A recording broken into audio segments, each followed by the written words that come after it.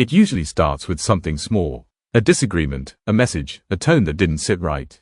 Something that, in the moment, feels minor. But then something shifts. The person who felt close, warm, and emotionally safe just moments ago suddenly feels different.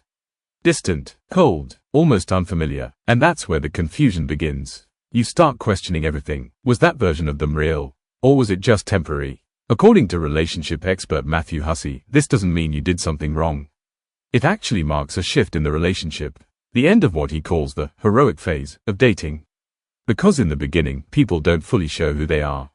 They show their best version. Calm, patient, attractive, emotionally controlled. Basically, the version they want you to fall for. This is often called the representative phase. You're not seeing the full emotional reality of the person yet. You're seeing their polished version. But then comes the first real disagreement. And everything changes. Because conflict removes the mask.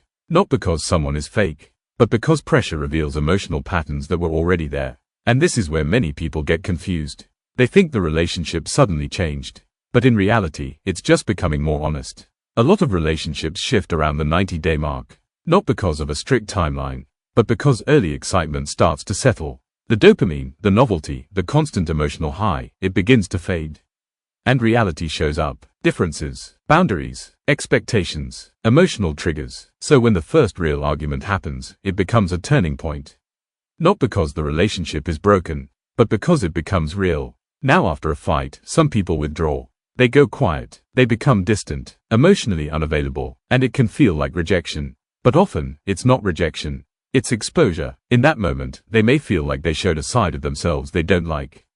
Maybe they got defensive. Maybe they said something they regret. Maybe they felt overwhelmed. So instead of staying open, they pull back. This is often called a vulnerability hangover. Now deeper emotional patterns start to appear, especially attachment styles. Some people respond to conflict by withdrawing. They distance themselves, not because they don't care, but because closeness during tension feels unsafe. So they disconnect to protect themselves. And this creates a cycle. One person reaches for connection. The other pulls away, which creates anxiety and more distance. On the other side, some people react with panic. They over-apologize. They chase reassurance. They try to fix everything immediately. Because for them, conflict feels like abandonment. But this can actually push the other person further away. Another important factor is conflict inheritance. How someone saw conflict growing up shapes how they handle it now.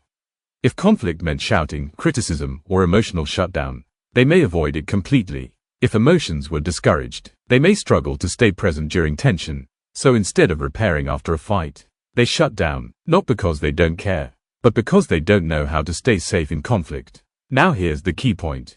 Not every change after a fight is a red flag. What matters most is what happens next. Red flags include personal attacks instead of focusing on the issue, threatening the relationship, or completely shutting down and refusing communication. Those are signs of poor emotional regulation. But not every disagreement means something is wrong. Sometimes it's just learning how to communicate, learning how to handle tension. Because healthy relationships still have arguments. The difference is what happens after.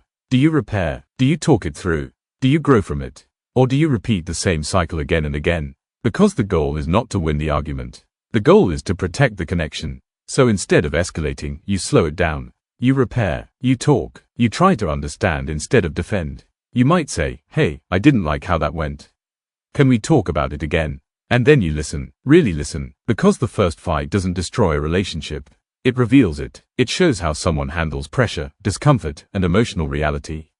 Some people withdraw, some panic, some communicate and grow, and that difference matters more than chemistry ever will. Because as Matthew Hussey says, you don't build a life with someone you never argue with. You build a life with someone you can argue well with. So if someone suddenly changes after your first fight, don't panic. Don't chase the old version of them. Just observe. Because real relationships don't start when everything is perfect. They start when things are no longer easy.